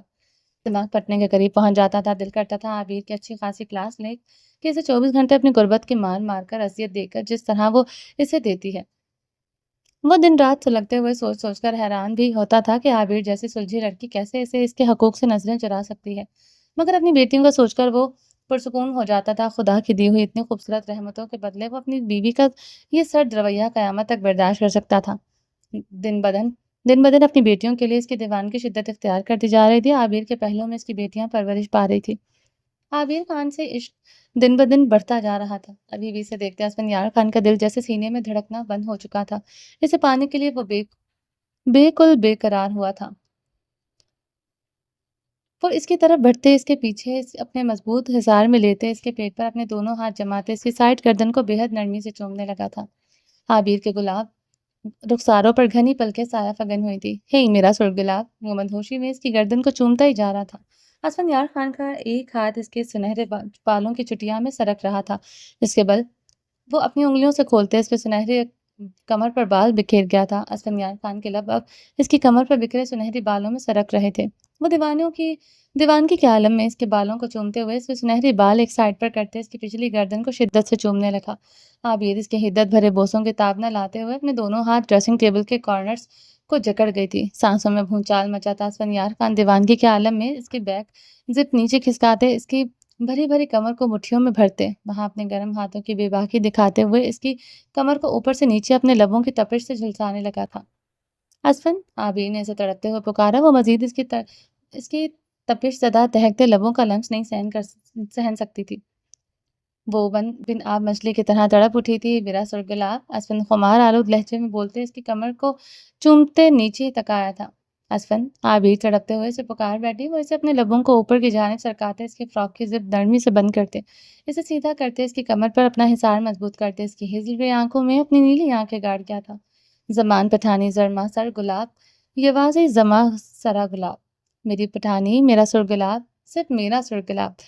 वो आबिर का चेहरा थामे इसकी नकोश को पागलों की तरह चूम रहा था। आबिर इसके दहकते लबों को लम्स अपने नकोश पर भी बर्दाश्त नहीं कर पा रही थी। वो तब कर अंगारा बन चुकी थी। असफंयार खान आबिर की सांसों में तपिश महसूस करते बेचैन होते इसे अपनी गोद में उठा गया था। असफन, आबिर ने अपनी हेजल ग्रे आंखों में शबनम चमकाते इसे देखा था। मेरा सुर्गुलाब, मेरी जान, तुम्हारा साथ नहीं चाहिए, सिर्फ तुम चाहिए हो। सब कुछ मैं करूंगा, सिर्फ कुछ देर के लिए खुद को मुझे सौंप दो। वादा है मेरा, ज्यादा तंग नहीं करूंगा। वो भारी आवाज में बोलते बेड की तरफ बढ़ते से बेहद नरमी से बेड के वस पर लिटाते वो इस पर नरमी से झुका था। आबिर असफन के खुमार भरी आंखों में देखते घबराते हुए निगाहें झुका गई थी। मेरा सुर्गुलाब, मेरा सुलझा हुआ पठानी, क्या हो गया है तुम्हें? क्यों अपने असफन को सताती हो? जानती हो तुम्हारे करीब रहकर तुमसे दूर रहना मुश्किल है, क्योंकि अपने खान को मुश्किलात से दूर दो चार कर रही हो। असफन खान इसके सुर्ख उभरे हुए गुलाब गालों को नरमी से काटते अपने हाथ को इसके फ्रॉक के अंदर उलझा गया था। आबिर हसन के घने बालों में उंगलियां सुलझाते आंखें मूंद गई थी। असफयार खान इसके गुलाब गालों को चूमते इसके सफेद भरी भरी गर्दन को चूमने लगा। हर जगह से खूबसूरत हो चुकी हो, वो इसके जिस्म के मुख्तलिफ हिस्सों को छूते मदहोश हुआ था। असफयार खान को वो भरे भरे सराफे में ज़्यादा मदहोश करने लगी थी। वो इससे पहले से ज़्यादा अट्रैक्ट करने लगी थी। असफयार खान इसके फ्रॉक के अंदर इसके पेट पर बहुत मुलायमत से हाथ फेर रहा था। मेरा सुर गुलाब, एक मर्तबा मेरी रहमतें इस दुनिया में आ जाएं, सारी नरमियाँ खत्म। तुम्हारी कलाइयों को बेड के साथ बांध कर तुम पर शिदरे ढाऊंगा। जितना तुमने मुझे सताया है, इससे कहीं ज़्यादा सताऊंगा। वो गंभीर आवाज़ में बोलते इसकी गर्दन को अपनी शिद्दतों से जामनी करने लगा। बेटियों वाली बात पर आबिर की आंखों से मोती टूटकर आरस पर गिरे थे। असफन की दिन ब दिन दीवान की बेटियों के लिए बढ़ती जा रही थी। वो इसका वार्डरोब बेबी गर्ल से भर चुका था। इस्लामाबाद का एक कमरा भी बेटियों के लिए तैयार हो चुका था। यहाँ भी असफयार खान ने साथ वाला कमरा तैयार करवाकर इसका एक दरवाज़ा अपने कमरे में निकाल लिया था। असफयार खान नमाज तहज्जुद बेकायदगी से पढ़ने लगा। आबिर ने इसकी दुआओं में सिर्फ अपनी बेटियों की सलामती सुनी थी, वो तो इसे भूल जाता था। बेटियों के लिए असफयार खान की कैसी दीवानगी थी। गुर्बत के लम्हात में वो बेटियों का जिक्र ज़रूर करता था। आबिर को फिर से एंजाइटी होना शुरू हो गई थी। वो असफयार खान के नीचे तड़पना शुरू हो चुकी थी। इसे अपनी सांसें बंद होती महसूस हो रही थी, सांसों पर बोझ पड़ता महसूस हो रहा था। पहले एंजाइटी का दौरा, फिर इसे प्रेगनेंसी के 5वें महीने पड़ा था, जब इसने इस्लामाबाद के हॉस्पिटल से अपनी सोनोग्राफी करवाई थी। इन्होंने कंफर्म कर दिया था कि वो 2 बेटों को जन्म देने जा रही है। इसने फिर से असफन से झूठ बोला था। सारी रात असफन इससे अपनी होने वाली बेटियों के मुतालिक ही बात करता रहा था। आबिर खान ने के सजदे बढ़ते जा रहे थे, मगर अपने झूठ की वजह से वो सुकून नहीं पा रही थी। वो तहज्जुद में अब एक बेटी और एक बेटे के लिए खुदा के आगे गिड़गिड़ाने लगी थी। असफन इसे मदहोशी से चूमते इसका फ्रॉक रिमूव करने लगा। आबिर गहरे सांस लेते इसे धक्का दे चुकी थी। असफन नीम मदहोशी की हालत में अपना मुकम्मल वजन इस पर नहीं डाला था। आबिर के दूर धकेलने पर वो लड़खड़ाते हुए दूसरी तरफ गिरा था। आबिर के दूर धकेलने पर असफन के तन बदन में आग लगी चुकी थी। आबिर उठकर बैठते रोते हुए अपनी फ्रॉक कंधों से ऊपर करते अपनी जिप बंद करने लगी। असफन तकिए पर लेटे गहरे सांस लेते सुकून शाम निगाहों से देख रहा था। बदन में आबिर के दर्द के शरारे दौड़ रहे थे, आग लगी थी। اس کا جھٹکنا اسفندیار خان کی مردانہ واہ پر کاری کر گیا تھا۔ دیوانگی کے عالم میں وہ عابر سے محبت کرتا تھا، وہ بار بار اسے ایسے جھٹکتی تھی۔ اسفند پاگل ہونے لگتا تھا جیسے آج ہو رہا تھا۔ اس سے پہلے وہ بیڈ سے اترتے اسفند اسے کلائی سے جکڑتے بیڈ پر گراتے، اس پر حاوی ہوتے لمحوں میں اس کے اوپر اپنے بدن کا ہر پردہ ریموو کرتے، اس پر اپنی شدتیں ڈھانے لگا۔ عابر کے لبوں سے سسکاریاں بلند ہوئی تھی۔ اسفند یار غصے سے اس کے لبوں پر ہاتھ جماتے اپنی شدتیں تیز کر گیا تھا۔ اس نے اس کے علاوہ اسے اب کہیں نہیں چھوا تھا، وہ صرف اپنی ضرورت پوری کر رہا تھا جو اس کے دماغ کی نسیں بھڑکا چکی تھی۔ ان چند ماہ میں وہ کتنی گنتی کا اس عورت کے قریب آیا تھا، اسے تھا کہ وہ اس پر ترس نہیں آتا تھا۔ عابر بے یقینی سے اسفند کا جنون خود پر برداشت کر رہی تھی، وہ اس کی دیوانگی کے عالم میں بھی اس کے پیٹ پر اپنا وزن نہیں ڈال رہا تھا، مگر اسفند کی آنکھوں کی سلکے اس کے ہاتھ کا دباؤ پہ اپنے منہ پر بڑھتا جا محسوس ہو رہا تھا۔ عابر کی آنکھوں کے گوشوں سے آنسو نکلتے تکیے کو بھگو رہے تھے۔ اتنے پیار سے چھونے والے شوہر کا یہ انداز برداشت نہیں ہو رہا تھا۔ وہ اس پر اپنی شدتیں ڈھاتے پرسکون ہوتے اس کی گردن میں منہ چھپا گیا تھا۔ عابر کی دبی دبی سسکیاں جاری ہوئی تھیں۔ خدا کی حکمتوں کو اب سمجھ آیا ہے، خدا نے مرد پر 4 شادیاں کیوں حلال کی، تم جیسی عورتوں کی وجہ سے۔ مسز عابر خان اس کے کان میں جھکے پکارا تھا۔ عابر نے بے یقینی سے اس کی بات سنتے آنکھیں پھیلائی تھی۔ آج تم نے ہر حد کراس کری ہے، میری محبت میری دیوانگی کی توہین کی ہے، بار بار مجھے خود سے دور چھٹکتی ہو، کیا سمجھوں میں اگر ایسے ہی تمہاری تذلیل کروں؟ ہاں، وہ غرایا۔ اسفند عابر نے اسے ٹوٹے لفظوں سے پکارا، مت پکارو ایسے، صرف مجھے یہ بتا دو کہاں جاؤں میں، کس کے پاس جاؤں؟ جائز حق حلال کا رشتہ ہے، تمہارے ساتھ کہاں جا کر اپنی ضرورت اپنے اندر کی گرمی دور کروں؟ وہ اس کی آنکھوں میں دیکھتے برفیلے لہجے سے سوال داغتے عابر کے اشکوں میں اضافہ کر گیا تھا۔ اب تبھی تمہارے پاس آؤں گا جب تم خود چاہو گی، اگر ڈلیوری کے بعد بھی تم نے نہ چاہا میں تمہارے قریب نہیں آؤں گا۔ وہ سرد لہجے میں بولتے دوسری طرف ہوتے اپنے بدن کو ڈھانپ چکا تھا۔ وہ سفید میں ٹراؤزر میں ملبوس بیڈ سے اٹھتے واش روم کی طرف بڑھتے دروازہ دھاڑ سے بند کر گیا تھا۔ عابر خود پر کمبل اوڑھتے سسکنے لگی تھی۔ عابر سے آج چنوٹوں والے کھلے سے فراک میں ملبوس تھی، سنہری سلکی بال آبشار کی مانند کمر پر بکھرے تھے۔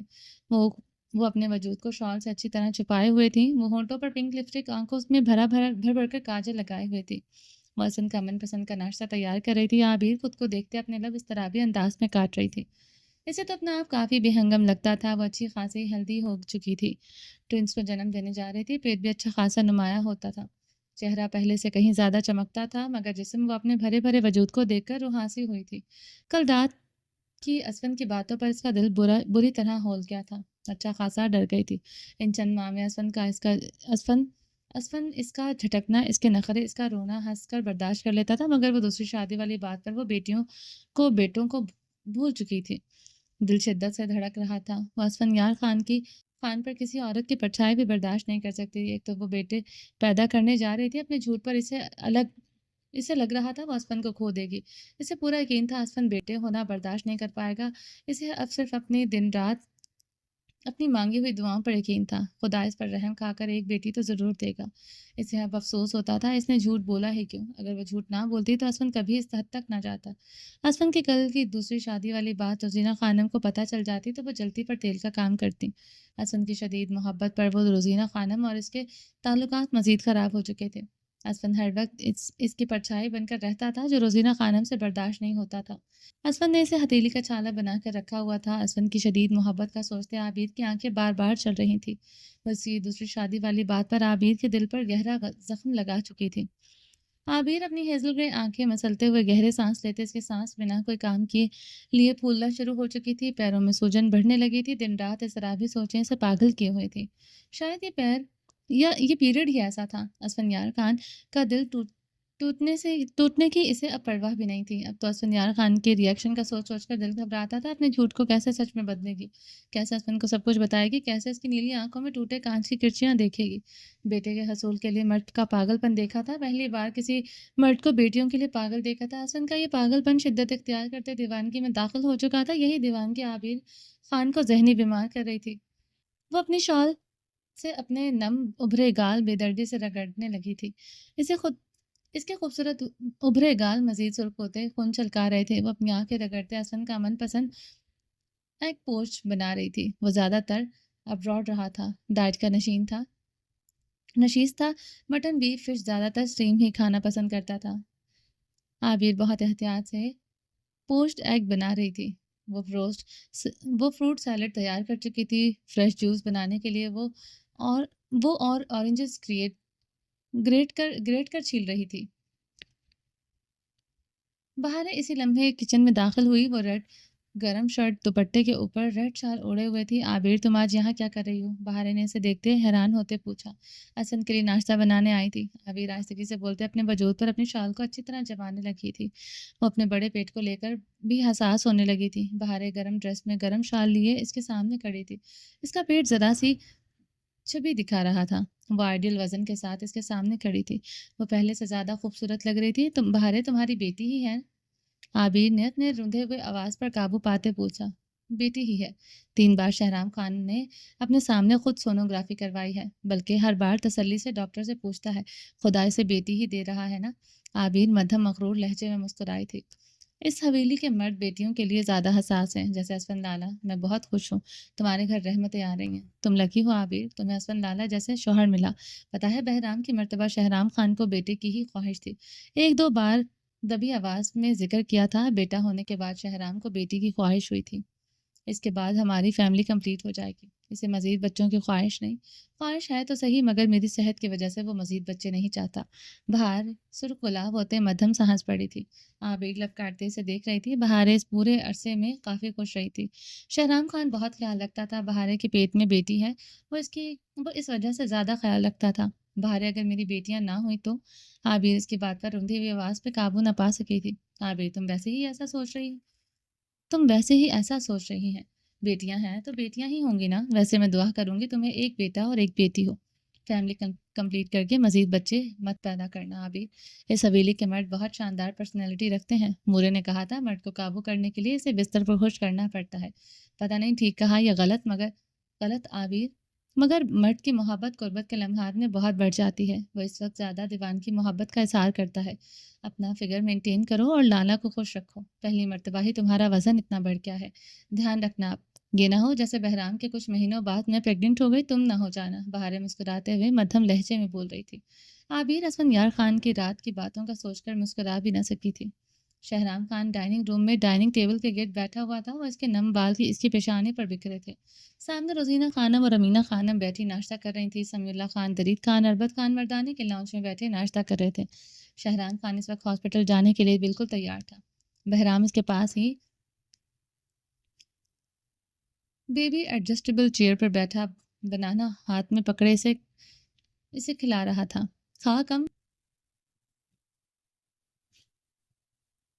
رہا تھا، اسے منہ پر زیادہ لگا رہا تھا۔ کیا کر رہا ہے میرا بیٹا؟ شہرام خان کوئی تیسری بار اس کا چہرہ ٹشو سے صاف کر چکا تھا۔ بابا، وہ ٹیبل پر ہاتھ مارتے ہوئے اپنی توتلی زبان پر شہرام کو پکار رہا تھا۔ بہرام نے پہلا لفظ ہی بابا پکارا تھا۔ وہ توڑ توڑ کر بابا کہتا تھا، اپنے بابا کی جان۔ وہ مسکراتے ہوئے بہرام کے ماتھے پر لب رکھ گیا۔ وہ شہرام کی توجہ پر اب اچھل کر اس کے گود میں آنے کو ہمک رہا تھا۔ نہیں اٹھ سکتا، ابھی سارے کپڑے خراب کر دو گے۔ شہرام خان اپنے بالوں میں انگلیاں پھیرتے چائے کا کپ اٹھاتے لبوں سے لگا گیا۔ بہرام شہرام کی اگنورنس پر گلا پھاڑتے رونے لگا۔ کپڑے ہی گندے ہوں گے شہرام، اٹھا لو اسے۔ بہاریں ڈائننگ روم میں آتے داخل ہوتے بولی۔ شہرام خان کا انداز برداشت نہیں ہوا تھا۔ وہ بہرام سے زیادہ اپنے کپڑوں کا سوچ رہا تھا۔ شہرام اسے اور بہرام کو ذرا بھی اگنور کر کے بہاریں سے برداشت نہیں ہوتا تھا۔ بہاریں ہاسپٹل جانا ہے، گندے کپڑوں میں جاؤں گا، تم بہرام کو اٹھا لو، وہ چپ ہو جائے گا۔ شہرام خان سنجیدگی سے بولتے جوس کا گلاس اٹھائے لبوں سے لگا گیا تھا۔ ٹھیک کہہ رہے ہو، میں اٹھا لیتی ہوں۔ بہرام خان میرا بیٹا ہے، تم اپنے کپڑوں کو دیکھو۔ بہاریں بھیگی آواز میں بولتے بہرام کو چیئر سے اٹھائے خود کے ساتھ لپٹا گئی تھی۔ لب و لہجے میں نمی کے ساتھ درستگی بھی تھی، آواز نیچی بھی ہوئی تھی۔ شہرام خان بہاریں کی بھیگی اونچی آواز پر لب بھیج گیا تھا۔ امینہ خانم کے چہرے پر بھی ناگواری کے تاثرات ابھرے تھے، جو شہرام خان کے مخفی نہیں رہ سکے تھے۔ شہرام خان اپنی مونچھوں پر انگلیاں پھیرتے خود بمشکل قابو پانے لگا۔ کمرے میں بہاریں کچھ بھی کرے اسے کوئی اعتراض نہیں تھا، مگر یوں سب کے سامنے بہاریں کا لب و لہجہ سے گزاں گزرا تھا۔ وہ بہاریں پر ایک سرسک نگاہ ڈال گیا جو بہرام کو سینے سے لگائے رو رہی تھی۔ وہ بہاریں، مرد کو اپنا بچہ اور بیوی کے آگے ہم کچھ اہم نہیں ہونا چاہیے۔ اتنا پیارا تمہارا فیملی ہے، خدا نے سب سے پہلے بیٹا دیا، اس حویلی کا وارث دیا۔ ہمارا بیٹا کو ہی دیکھ لو، لوگ بیٹا کے لیے پاگل ہوتا ہے، مگر ہمارا بیٹا بیٹیوں کے لیے پاگل ہو رہا ہے، وہ بھی ایک نہیں، دو۔ بیٹیاں پتہ نہیں کیا پلا کر ہمارا بیٹا کو کاٹ کا الو بنایا ہوا ہے۔ روزینہ خانم عابر کو ڈائننگ روم میں داخل ہوتے دیکھتے تنزیہ بولی تھی، جو مجھے پلا کر کاٹ کا الو بنایا۔ شہرام خان کرسی پر سیدھے ہوتے اپنے منہ پر ہاتھ پھیرتے تندو تیز لہجے میں بولا تھا۔ شہرام کی بات پر بہارے کے بہتے آنسوں میں اضافہ ہوا تھا۔ میری بیٹیاں ہی میرا وارث ہوں گی مورے۔ اسفندیار خان کی گونجتی آواز پر عابر نے اپنی بھیگی آنکھیں اسفندیار خان پر گاڑی تھی۔ وہ بلو جینس پر سفید شرٹ پہنے ہوئے تھا، جس پر سفید ہی سلیو لیس سویٹر پہنے ہوئے تھا۔ ایسا نہیں ہوتا اسفند، مرد کا نسل بیٹا سے چلتا ہے، بیٹی سے نہیں۔ اس طرح کا جنون ہم نے نہیں دیکھا کبھی۔ ورہم دیوانہ ہے حور کا، مگر اس کو بھی بیٹا کا خواہش تھا، کیونکہ وہ عقل شعور رکھتا ہے۔ ایسا تو نہیں اس نے حور جیسا بڑا باپ کا بیٹی کو اپنا قابو میں رکھا ہے، تمہارا طرح نہیں جو حویلی کا عورت کو قابو نہ کر سکا۔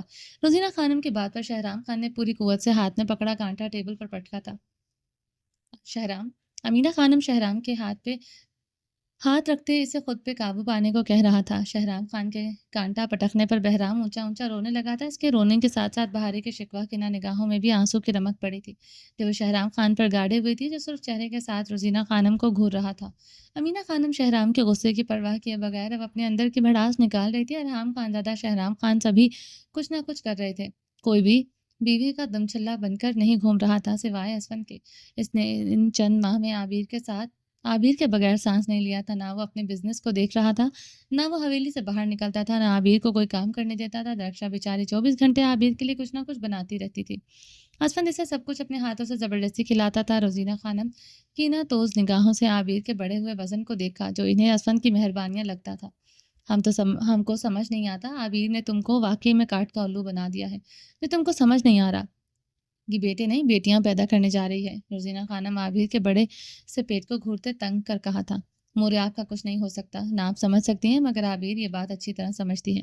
میری خوشی کس میں ہے؟ انشاءاللہ میرا رب مجھے جب اولاد دے گا، بیٹی دے گا، مجھے بیٹا چاہیے ہی نہیں، نہ مجھے دنیا والوں اور نہ مجھے اپنی مورے کی خواہش پوری کرنے کے لیے بیٹا چاہیے۔ اسفند سرد لہجے میں بولتے کرسی گھسیٹ کر بیٹھتے روزینہ خانم پر سرسک نگاہیں گاڑ کیا تھا۔ ہم کو چاہیے بھی نہیں تمہارا بیٹا، ہمارا بابرک زندہ ہوتا وہ ہمارا لیے بیٹوں کا لائن لگا دیتا۔ اللہ تم کو کبھی تمہارا بیٹوں کا منہ نہ دکھائے۔ روزینہ خانم رندی آواز میں اونچے اونچے کوسنے دیتے کرسی گھسیٹ کر اٹھتے دروازے کی طرف بڑھی۔ اللہ نہ کرے۔ عابر روزینہ خانم کی بد دعا پر اپنے پیٹ پر ہاتھ رکھتے تڑپ اٹھی تھی۔ عابر کی بھیگی تڑپتی آواز پر اسفندیار خان نے سے غصیلی نگاہ ڈالی تھی۔ عابر گہرے سانس لیتے اپنے پیٹ پر ہاتھ رکھ گئی تھی۔ انشاءاللہ ایسے ہی ہوگا، آمین مورے۔ اسفندیار خان اونچی آواز میں بولا تھا۔ مجھے لگتا ہے لالا چچی کو آپ کو اچھی طرح سمجھانا چاہیے، روز روز کا تماشا ہونا اچھی بات نہیں۔ شہرام خان نے ناگواری سے کہا، اور مجھے لگتا ہے تمہیں میری اور مورے کے بیچ میں نہیں آنا چاہیے۔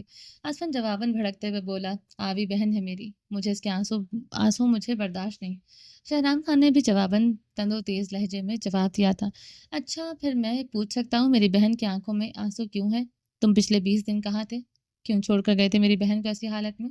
اسفندیار خان نے بہارے کی آنکھوں میں آنسو دیکھتے مشتعل لہجے میں شہرام سے استفسار کیا، میں کامیاب کانٹریکٹر ہوں، آپ کی اور باقی سب کی طرح ایک بزنس پر گزارا نہیں کرتا، کام نہیں بھی کروں گا پھر بھی میرا اکاؤنٹ میں کروڑوں روپے ٹرانسفر ہوتا رہے گا، خون پسینہ بہانے کے لیے میں اربوں روپے کا مالک بنا ہوں۔ شہرام خان اسفند کے فارغ رہنے پر چوٹ کرتے ہوئے کرسی گھسیٹ کر اٹھتے ہوئے لمبے لمبے ڈاک پھرتا چلا گیا تھا۔ بہرام شہرام خان کو باہر کی طرف بڑھتے دیکھتے اچک اچک کر بہارے کے حصار میں مچلتے گلا پھاڑ کر رونے لگا، مگر وہ غصے سے ڈائننگ روم سے باہر نکل گیا۔ بہارے بہرام کو تھپکتے خود پر قابو پاتے ڈائننگ روم سے باہر نکل گئی تھی۔ اسفندیار خان شہرام خان کے طنز پر غصے سے لب بھینچ گیا تھا۔ ارحام خانزادہ ہر مہینے کے اور زاران کے اکاؤنٹ میں 6 مہینے بعد کروڑوں روپے ٹرانسفر کرتا تھا۔ کسی بھی نیو پروجیکٹ کی 50% اماؤنٹ ان دونوں کے اکاؤنٹ میں ٹرانسفر ہو جاتی تھی۔ زران ارحام خانزادہ کے بزنس میں پورا ساتھ دیتا تھا۔ وہ پچھلے کچھ مہینوں سے کچھ نہیں کر رہا تھا، بلکہ وہ اپنا علیحدہ بزنس کر رہا تھا، مگر ارحام خانزادہ پھر بھی پوری ایمانداری سے اس کا حصہ اس کے اکاؤنٹ میں ٹرانسفر کرتا تھا۔ ایک شہرام خان تھا جو مشترکہ بزنس سے کچھ نہیں لیتا تھا۔ شہرام خان کا تانا اسفند کو نیزی کی طرح چبھ رہا تھا۔ امینہ خانم نے اسفندیار خان کا سرخ و سفید چہرہ دیکھتے عابر کو اشارہ کیا۔ وہ اسفندیار خان کی طرف بڑھتے، اس کا ناشتہ اس کے آگے رکھ گئی تھی۔ درخشاں اسفند کی بلند آواز پر درخشاں بھاگتے ہوئے آئی تھی۔ جی لالا، اس نے پھولتی سانسوں سے پوچھا، میرے لیے پراٹھے اور آملیٹ لاؤ، اور دل اوب گیا ہے اس ناشتے سے۔ وہ عابر پر برفیلی نگاہ ڈالتے اس کا بنایا ہوا ناشتے پر ایک کھسکا گیا تھا۔ جی لالا، درخشاں کہتے چلی گئی تھی۔ عابر اسفند کی بات پر اسے زخمی نگاہوں سے دیکھتے وہاں سے واک آؤٹ کر گئی تھی۔ اسفند غصے سے کرسی کھسکاتا ڈائننگ روم سے نکلتے کار پورچ کی طرف بھڑکیا تھا۔ اللہ تم کو پوچھے روزینہ، امینہ خانم ملال تعصب سے خالی ڈائننگ روم کو دیکھتے سرد آہ بھر گئی تھی۔ اسفند زران خانزادہ سے اپنے بنگلے کے عالیشان ڈائننگ روم میں بیٹھے دیکھتے اسے کچھ دلی سے پکارتے اس کی طرف بڑھا تھا۔ اسفند یار خان صوفے سے اٹھتے مسکراتے ہوئے اس کے گلے سے لگا تھا۔ وہ صبح والے ڈریس میں ہی ملبوس تھا۔ وہ سوات سے فلائٹ لے کر ڈائریکٹ اسلام آباد پہنچا تھا۔ وہ کسی حکومتی اجلاس میں شرکت کرنے گیا تھا۔ اسفند نے اسلام آباد سے ہوٹل کے کمرے میں پورا دن گزار کر آیا تھا۔ تم کیسے آ گئی ادھر؟ زران نے اسفند یار خان سے علیحدہ ہوتے معتجب لہجے میں پوچھا۔ میں نہیں آ سکتا؟ جواباً اسفند سنجیدگی سے سوالیہ انداز میں آئیبرو چکاتے زران کے سامنے صوفے پر بیٹھ گیا تھا۔ آ سکتے ہو، مگر اتنے مہینوں سے تم اعتکاف پر بیٹھے تھے کہ تمہیں آج ادھر دیکھ کر میں سرپرائزڈ ہوں۔ زران خانزادہ اس کا بے انتہا سنجیدہ چہرہ دیکھتے شرارتی انداز میں مسکرایا تھا۔ اسفند یار خان بنا کوئی جواب دیے سیدھے ہوتے اپنے دونوں ہاتھوں کی انگلیوں کو باہم آپس میں پیوست کر گیا تھا۔ اسفند یار خان کا غیر معمولی سنجیدہ چہرہ بغور دیکھتے زران خانزادہ اس کے سامنے والے صوفے پر بیٹھا۔ اسفند اپنے دونوں ہاتھوں کی انگلیاں ایک دوسرے میں پیوست کی اپنی نیلی آنکھیں غیر مرئی نقطے پر گاڑے ہوئے تھا۔ کھانا لگواؤں؟ زران خانزادہ نے اس کے تنے ہوئے نقوش کو دیکھتے پوچھا تھا۔ تم نے تو کھا لیا ہوگا؟ اسفند یار خانزادہ سے ٹراؤزر کی ٹی شرٹ میں ملبوس دیکھتے پوچھا۔ زران خانزادہ اس وقت سفید ٹراؤزر پر سفید ٹی شرٹ پہنے ہوئے تھا۔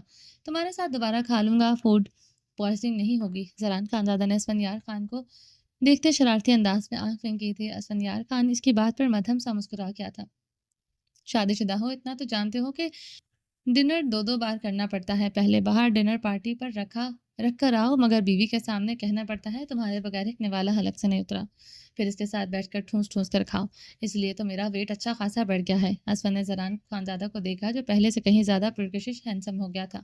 کہیں سے بھی وزن نہیں بڑھا تھا لگ رہا ہے، بلکہ کثرتی جسم کی بناوٹ میں مزید اضافہ ہوا تھا۔ تجھے کیا پتا اس سب کا؟ تو فارغ بیٹھنے والوں میں سے ہے۔ ان چند ماہ میں تو نے ریکارڈ بستر توڑا ہے۔ زران عام سے انداز میں بولا تھا، مگر زران کی بات پر اسفند یار خان کا رنگ تیزی سے سرخ ہوا تھا۔ پیشانی پر رگوں کا جال ابھرا ہوا تھا۔ زران نے عام سے انداز میں کی گئی بات پر اسفند یار خان کو سلگا گئی تھی۔ میں کامیاب کانٹریکٹر ہوں، آپ کی اور باقی سب کی طرح ایک بزنس پر گزارا نہیں کرتا کہ کام بھی کروں گا اور پھر بھی میرے اکاؤنٹ میں کام بھی نہ نہیں کروں گا پھر بھی میرے اکاؤنٹ میں کروڑوں روپے ٹرانسفر ہوتا رہے گا۔ خون پسینہ بہانے میں اربوں روپے کا مالک بنا ہوا ہوں۔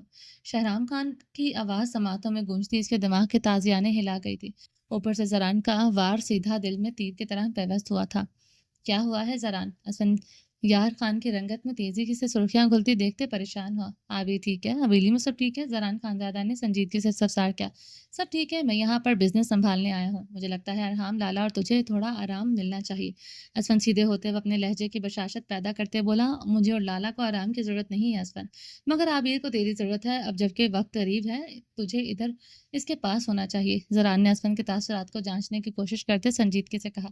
زران میں جانتا ہوں مجھے کیا کرنا چاہیے کیا نہیں۔ عابر اکیلی نہیں ہے، وہاں مورے تائی جان بہارے شہرام خان سب اس کے پاس ہے۔ بات اکیلے پن کی ہے۔ ابرش بھابھی اور حور بھابھی بھی تو یہاں ادھر اکیلے ہیں، ان کے پاس تو کوئی نہیں۔ تم کیا اپنا کام دھندا چھوڑ کر بیوی کے گھٹنے لگے بیٹھے ہو؟ تیرے تو اجلاس میٹنگز ہی ختم نہیں ہو رہے۔ یہاں یہی حال لالا کا ہے، وہ دبئی میٹنگ اٹینڈ کرنے گئے ہیں۔ مجھ سے تم ایکسپیکٹ کر رہے ہو مجھے عابر کے پاس رہنا چاہیے؟ اسفند بھڑک اٹھا تھا۔ اسفند کے بھڑکنے سے زران خانزادہ نے بمشکل خود پر قابو پایا تھا۔ زران سیدھے ہوتے اپنی ہلکی گھنی بیئرڈ انگلیوں سے سہلا گیا تھا۔ دیکھو اسفند، جہاں تک ابرش حور بھابھی کا یہاں الگ رہنے کا تعلق ہے، یہ مختلف معاملہ ہے۔ تم بھی عابر کو لے کر یہاں آئے تھے، مگر تم اسے پھر سے سوات لے گئے کیونکہ ادھر اکیلے وہ سٹریس محسوس کر رہی تھی، حتیٰ کہ تم ہر پل اس کے ساتھ ہوتے تھے۔ زران کی بات پر اسفند کو رات کا اس کا جھٹکنا یاد آیا تھا۔ وہ غصے سے اپنے سرخ و سفید چہرے پر ہاتھ پھیرتے اب اپنے اندر بھڑکتے لاؤ پر قابو پانے لگا۔ عابر کا رات کو جھٹکنا اسے زیادہ بھڑکائے ہوئے تھا۔ شہرام کا تانا وہ ابھی تک سمجھ نہ پا رہا تھا، مگر وہ بزنس جوائن کرنے والی بات کو لے کر کافی سنجیدہ تھا۔ ابرش حور بھابھی کے ساتھ ہر وقت ایک ملازمہ ہوتی ہے۔ تمہارا مطلب ہے میں عابر کے لیے یہاں ملازمہ نہیں رکھ سکتا؟ ایک چھوڑ 10 پروفیشنل ملازمائیں ہائر کر سکتا ہوں، مگر وہ نہیں رہی اسے ادھر سوات حویلی ہی جانا تھا۔ یہاں ہوتی کم سے کم میں بزنس تو سکون سے جوائن کر لیتا، لیکن نہیں، ایسا لگ رہا ہے عابر انوکھا بچہ پیدا کرنے جا رہی ہے۔ اسفند یار خان کے بھڑکنے پر زران کے دکوش کے زاویے بگڑے تھے۔ بچہ نہیں، تیری 2 بیٹیاں پیدا کرنے جا رہی ہے۔ زران خانزادہ کے بات پر اسفند کے تنے ہوئے نقوش ڈھیلے پڑے تھے۔ وہ گہرا سانس لیتے خود کو پرسکون کرنے لگا تھا۔ ہر عورت کا یہ پریگننسی پیریڈ مختلف ہوتا ہے اسفن، تو نے تو آج عورتوں کی طرح تانا مارا ہے کہ وہ انوکھا بچہ پیدا کرنے جا رہی ہے۔ تمہیں پتہ ہونا چاہیے ہر عورت کے موڈ سوئنگس ڈفرینٹ ہوتے ہیں۔ عابر کتنی سلجھی ہوئی ہے تم اچھی طرح جانتے ہو، اگر وہ یہاں اسلام آباد میں نہیں رہ سکی تو واٹس اے بگ ڈیل۔ ابرش اگر یہاں نہ رہنا چاہتی میں وہیں کرتا جو وہ چاہتی تھی۔ پور بھابھی اور ابرش حویلی میں نہیں پلی پڑی، مگر عابر حویلی میں ساری عمر رہی ہے۔ تجھے اس وقت اسے سمجھنا چاہیے تو ہے کہ سانسوں کی طرح سے تانے مار رہا ہے۔ چچی کی کمی پوری کر دی آج تو نے۔ زران نے اسفن کو گھورتے لفظ چبائے تھے۔ میں نے سوچا منسٹر کی کچھ تو عادات اپنانی چاہیے۔ آج کل تیری روح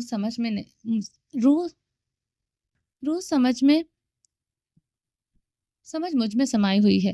اسفن بھی جواباً دانت پیس گیا تھا۔ بکواس بن کر اپنی زران نے اسے گھور کر دیکھا تھا۔ تو شروع کر لے۔ اسفن صوفے سے ٹیک لگائے انگڑائی لیتے اپنا سر صوفے کی سطح پر رکھ گیا تھا۔ چل اٹھ، اچھا سا ڈنر کرتے ہیں باہر، مگر بل تو دے گا۔ میں جانتا ہوں تو کنگلا نہیں ہے، ایسے ہی نہیں اپنی بہن تجھے نہیں دی۔ زران مسکراہٹ دبائے صوفے سے اٹھتے بولا، سالہ کمینہ۔ اسفن نے ہنوز اسی پوزیشن میں آنکھیں میچتے دانت کچکچائے تھے۔ چل رہا ہے کہ میں جاؤں کمرے میں؟ زران سے آنکھیں میچتے دیکھتے دھمکی دینے لگا۔